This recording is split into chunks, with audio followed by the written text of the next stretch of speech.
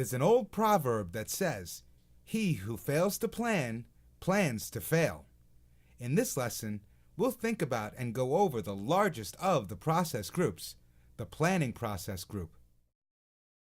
The planning process group includes 20 distinct project management processes, the most of any of the process groups. These processes start immediately after the project charter is approved and occur throughout the project.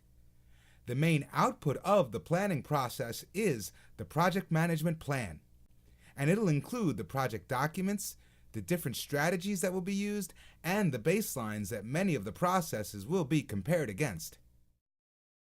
Many times, various influences and factors may affect the project.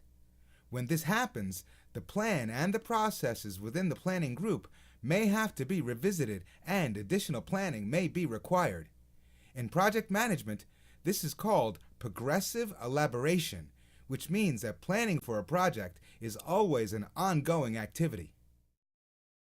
This is often done with one of the most common tools and techniques that a project manager will come across when planning a project, a strategy called rolling wave planning.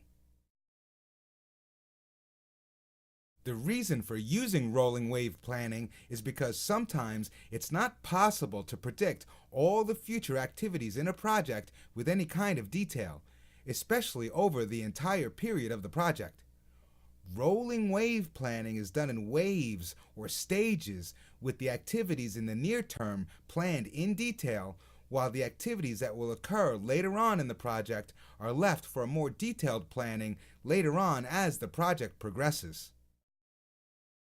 When done completely and correctly, the processes that are completed under the planning group help to gain stakeholder buy-in. After all, no one is going to believe in a project, no one will invest in a project, and nobody wants to work on a project if the project isn't planned very well. The major output of the planning process, the project management plan, encompasses all of the knowledge areas that define the processes in a project.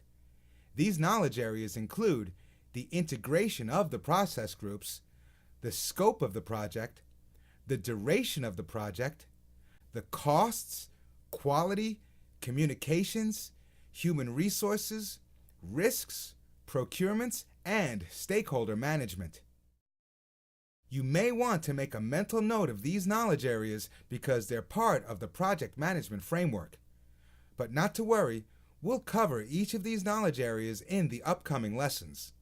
Although all of the process groups are important to the project, planning the project is what will make or break the project's success. After all, if you don't know where you're going, you'll end up someplace else.